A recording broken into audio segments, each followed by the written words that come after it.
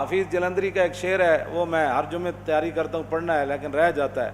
حفیظ جلندری جنہوں نے قومی ترانہ لکھا ہے، لوگ آج حق چھوڑتے ہی اس لیے ہیں، روٹی کے لیے، پانی کے لیے، عہدے کے لیے، اس لیے حق چھوڑ جاتے ہیں، کہتے ہیں ہمارا لبیک سے کوئی تعلق نہیں، ناموس رسالت سے لوگ اپنا چہرہ پھیر لیتے ہیں، ختم نبوت کے مسئلے میں لوگ پیچھے ہٹ جاتے ہیں۔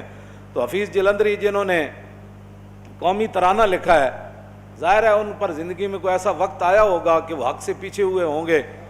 انہوں نے ایک شاعرانہ تعلی تو نہیں کی، شاعرانہ وہ شاعر اس طرح کے شاعر تھے بھی نہیں، ظاہر ہے کوئی موقع ایسا آیا ہوگا کہ انہوں نے حق بات نہیں کی ہوگی، تو انہوں نے خود کہا کہ میں نے حق چھوڑا تھا اندیشہ غربت سے حفیظ، میں نے حق چھوڑا تھا اندیشہ غربت سے حفیظ، سوچتا ہوں تو دل احساس سے ہل جاتا ہے۔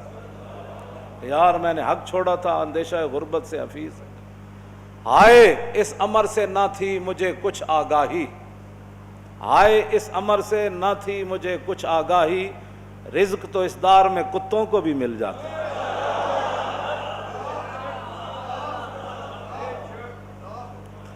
اس واسطے رزق تو وہ کتوں کو بھی، وہ بھی کھا کر ہی سوتے ہیں، اور اگر رزق کی خاطر انسان حق چھوڑ دے اور رزق کی خاطر انسان ناموس رسالت سے غداری کر جائے اور رزق کی خاطر ختم نبوت سے غداری کر جائے، رزق کی خاطر بندہ حضور کے دین سے غداری کر جائے، تاریخ لبیک یا رسول اللہ کا مختصر منشور یہی ہے۔ یہ انشاءاللہ ایسا کسی کے پاس بھی منشور نہیں ہے جو ہمارے پاس ہے منشور۔ ہمارا منشور اسلام، پاکستان اور عوام، ہمارا منشور بس سیدھا سادہ ہے، اسلام، اسلام کو غالب کرنے کے لیے پاکستان کو سپر پاور بنا کر، جی پھر پاکستان کی عوام خود نکلے گی حضور کے دین کا جھنڈا لے کر۔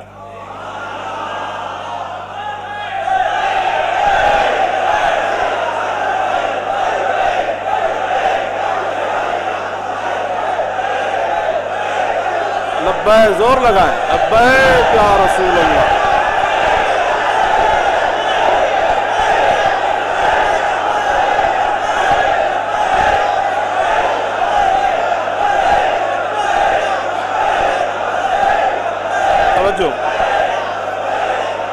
توجہ، میں جو آپ سے بات کرنے لگا ہوں وہ یہ ہے کہ نبی علیہ الصلوۃ والسلام نے خود فرمایا کہ جنازے کے لیے مجھے بلایا کرو، صحابہ کو فرمایا کہ یہ قبریں بڑی اندھیری اور تاریک کے اندر مبتلا، اندھیر بالکل ان کے اندر ہوتا ہے، تاریک ہوتی ہیں، جب میں جنازہ پڑھاتا ہوں تو قبریں نور سے چمک جاتی ہیں۔ نبی علیہ الصلوۃ والسلام نے یہ خود بات ارشاد فرمائی۔ اور جو مسجد شریف کے اندر خاتون جھاڑو دیتی تھیں، مسجد نبوی شریف کے اندر، تو وہ فوت ہو گئیں، نبی علیہ الصلوۃ والسلام کے صحابہ نے رات کا ٹائم تھا، خود ہی جنازہ پڑھ کے مائی جی کو، اماں جی کو دفن کر دیا جو مسجد نبوی شریف میں جھاڑو دیتی۔ نبی علیہ السلام نے ایک دو دنوں کے بعد پوچھا، فرمایا وہ اماں جی نظر نہیں آ رہے، تو فرمایا عرض کی وہ تو فوت ہو گئیں، تو ہم نے فرمایا پھر مجھے نہیں بتایا، کہا جی رات کا ٹائم تھا، تو فرمایا فحقروہ، فرمایا تم نے اس کو حقیر سمجھا تھا۔ یہ ریاست مدینہ، جب مسجدوں کے سپیکر بھی اتر جائیں وہ کون سی ریاست مدینہ بنے گی؟ ریاست مدینہ کے اندر تو مسجد میں جو جھاڑو دینے والی عورت ہے اس کے بارے میں حضور نے فرمایا کہ اپنے غلاموں کو کہ تم نے یہی سمجھا نا بھائی مسجد میں جھاڑو دیتی ہے تو کیا ضرورت ہے، فرمایا فحقروہ، فرمایا تم نے اس کو حقیر سمجھا، دلونی علی قبرن، فرمایا چلو اس کی قبر پر چلے، چل تو آیا نہ درتے کیوں بد نصیبہ، کیوں جی؟ اقبال کہتا تھا امین حق بحق داراں سپرد، بندگاراں مسند خاکاں سپرد۔ اقبال کہتا بڑی بڑی ظالم دنیا اس ویلے بیٹھی، بڑی بڑی دنیا آئی، کسی غریب دا ایک مسئلہ بھی حل نہ کیتا، جب ساڑھے آقا و مولا آئے تے رسول اللہ نے غریباں تے غلاماں نو بادشاہاں دی مسند اتر جا کے بٹھا دی۔ فرمایا فحقروہ، فرمایا تم نے اس کو حقیر سمجھا، مولویوں کو بھی حقیر لوگ، ممبروں کو بھی حقیر، مسجد کو بھی حقیر، مسجد کے اندر نماز پڑھانے والے کو بھی حقیر، مسجد میں آنے کو بھی۔ تو ریاست مدینہ تو یہ نہیں ہے، ریاست مدینہ وہی ہے جو رسول اللہ نے ریاست قائم فرمائی۔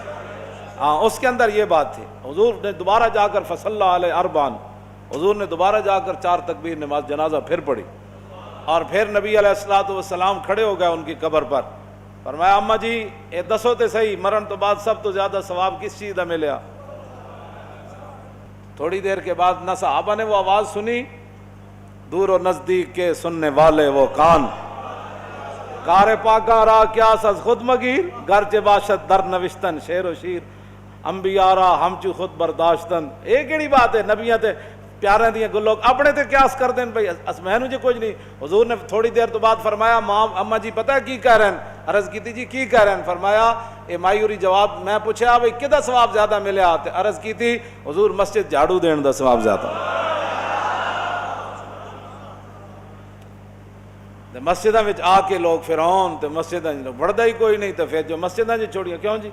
مینوں کئی رہندے وڈا سارا وہ بھی بڑھاواں گے انشاءاللہ، اسی انکار کوئی نہیں، وڈا سارا سیکٹریٹ ہونا چاہیے تے انج ہونا چاہیے تے انج ہونا چاہیے۔ میں انہوں کیا میں آکھا پوری دنیا نال حضور نے ٹکر لئی تے حضور مسجد ایک ستون نال بیٹھ کے تے وفد نال ملاقاتاں کردے سن۔ مسجد نبی شریف جڑے دور رسالت حضور تے ظاہری حیات کتنی بڑی سی، 2 سپر پاوراں حضرت عمر ڈھا دتیاں تے آپ دا کتنا وڈا جناب دفتر سی۔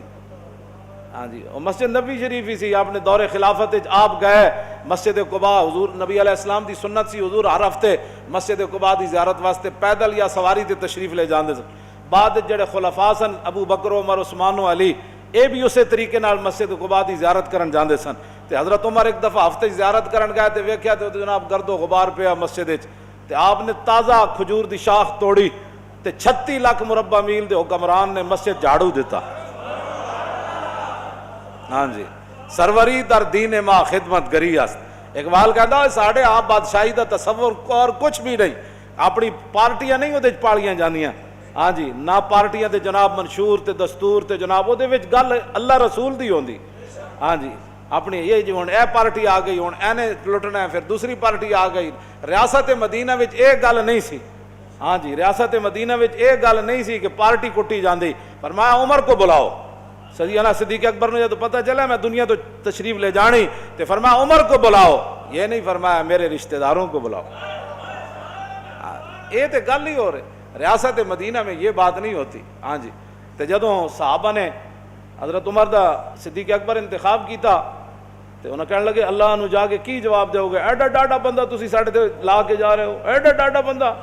فرمایا تم مجھے اللہ سے ڈراتے ہو، یعنی گل تو صحابہ کر دیتی، انہوں نے کہا ایڈا ڈاڈا بندہ تسی لا کے جا رہے ہو، اے تو ساڑیاں کھلا لا دیں گے تواڈے بعد، ایک ہی تسی کرنے لگے ہو۔ فرمایا ہاں میں جس رب کے پاس جا رہا ہوں، رب نے اگر مجھ سے پوچھا نا کہ مسلمانوں کا والی کس کو بنا کر آئے ہو تو میں کہوں گا اس بندے کو بنا کے آیا ہوں جو سب سے بہتر بندہ تھا۔ فرمایا عمر کے بارے میں میرا گمان یہی ہے کہ عمر ٹھیک ٹھیک کام کرے گا۔ ہاں فرمایا میرا گمان یہی ہے عمر کے بارے میں۔ اور آپ نے یہ بھی لفظ فرمایا، آپ نے فرمایا عمر ڈاڈے تاں سن جدو حضور دی ظاہری حیات جو حضور موجود سن تے عمر نو پتہ سی جے کوئی گل ہو گئی تو حضور سنبھال لین گے۔ میرے دور جی عمر نو پتہ سی جے کوئی گل ہو گئی تو صدیق موجود ہیں بوجھ چک لین گے۔ فرمایا کندھیاں تے جدو بوجھ آئے گا پھر پتہ لگ جائے گا۔ کندھیاں تے بوجھ آئے گا جدو صدیق اکبر۔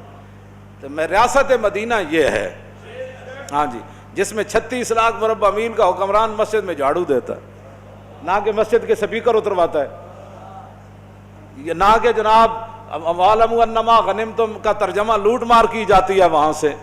ہاں جی اور اسلامیات سے ختم نبوت کے موضوع نکالے جاتے ہیں۔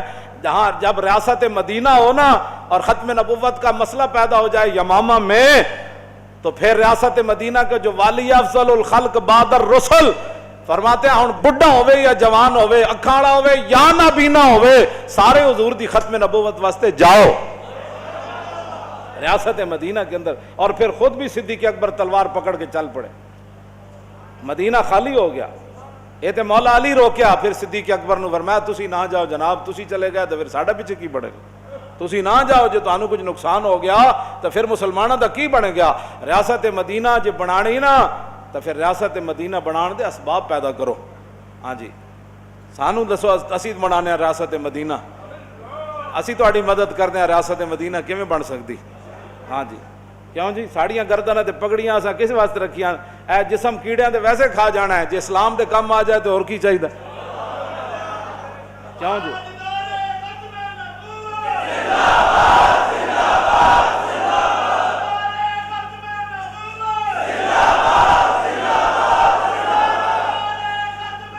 توجہ جی توجہ توجہ توجہ. ریاست مدینہ میں ٹیکس پر ٹیکس نہیں لگائے جاتے تھے. ہاں دسو جی مولانا کوئی ایک جگہ رسول اللہ نے, ہاں حضور نے اعلان یہ ضرور فرمایا غزوہ تبوک کے لیے جب بھی اسلام کو ضرورت پڑی, وہ تو صدیق اکبر اور لکھا ہے امام نے, جدوں سیدنا صدیق اکبر ڈاڈے بیمار ہو گئے نا تو اپنے پتر نو بلا کے فرمایا کہ اے قومی خزانے دی اونٹنی ہے, اے بھی لے جاؤ, پرانا کمبل بھی لے جاؤ, اے پیالہ بھی لے جاؤ تے عمر کو جا کے جمع کرا دیو, تے میں جڑی 2.5 مہینے تنخواہ لئی فلانی زمین ویچ کے تے او بھی قومی خزانے جمع کرا دینا. جدوں حضرت عبد الرحمان بن عوف کہندے میں اس ویلے حضرت عمر کول موجود سی, جدوں صدیق اکبر نے اپنا قومی خزانے دا ایک اونٹنی تے ایک پیالہ تے کمبل دا ٹکڑا, پورا کمبل بھی کوئی نہیں سی, 2.25 سال استعمال کیتے سیدنا صدیق اکبر.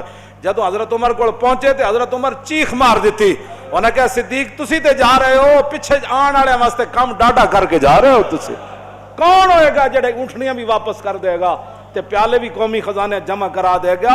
یہ گلاں کرنی آسان نہیں. یہاں قوم نو انج اللہ نہ بناؤ, ریاست مدینہ نو انج بدنام نہ کرو.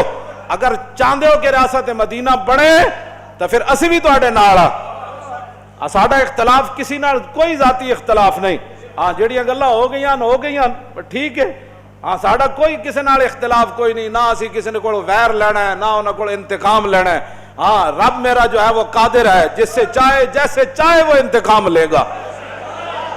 ساڈا کسی نال کی ہے؟ اگر ریاست مدینہ انج بدنام نہ کرو, ہاں انج بدنام نہ کرو, مڑ ریاست مدینہ دے لاگ مڑ کے مثالاں برطانیہ دیاں دے دیو فلاحی ریاست. اگر فلاحی ریاست کی کوئی بات کرنی ہے نا تو پھر رسول اللہ کی ریاست کی بات کرو. ہاں اوتھے تے ملکہ مدینہ پاک کیڑے جناب اتھے کوئی شادشاہی نظام سی, تو برطانیہ دی ریاست دی حوالے دے دیو, وہاں فلاحی ریاست ہے جہاں عورت جو ہے وہ ایک شہنشاہ ملکہ بنی ہوئی ہے. تو یہاں تو رسول اللہ کی بیویاں امہات المومنین مسلمانہ دیاں ماواں او کی فرماندیاں, حضرت سیدتنا عائشہ صدیقہ رضی اللہ تعالیٰ عنہ فرماندیاں ساڑھے گھر دا چھت اتنا اچھا سی اسے تھلے کھڑ کے انہوں ہاتھ لا لیندے. انہاں دیاں مثالاں دینے جڑے محلہ وچ رہندیاں جنانیاں تے انہاں دیاں ریاستاں دیاں ایتھے گلاں کر دیو. جے ریاست مدینہ دی گل کرنی تے ہر گل حضور دی کر, گل حضور دی کرنی تے گلاں جناب کڑ کتھے تے انڈے کتھے, جتھے کڑ کردا انڈے بھی اتھے دے, پھر گل ہوئے گی. ایک اس طرح گلہ فلاحی ریاست میں نے وہاں برطانیہ میں دیکھی. برطانیہ میں تو نے کیوں دیکھی؟ تو حضور کی سیرت پڑھتا, سیدنا صدیق اکبر کی دور خلافت پڑھتا, حضرت عمر کا پڑھتا, عثمان غنی کا پڑھتا, حیدر کرار دا پڑھتا, پڑھدیاں تو جناب اورنگزیب عالمگیر تک آندا, پھر تینوں پتا فلاحی ریاست کس کو کہتے ہیں اور عوام کے حقوق کون ان کے دروازوں پر پہنچاتا ہے. کیوں جی باتیں کرتے ہو ایسی فضول باتیں؟ قوم ان چیزوں سے آپ دھوکہ کھانے والی نہیں ہے. ہاں مزید ویڈیوز اور اپڈیٹس کے لیے یوٹیوب پر علامہ Khadim Hussain Rizvi official channel subscribe کریں اور بیل آئیکن پر بھی کلک کریں.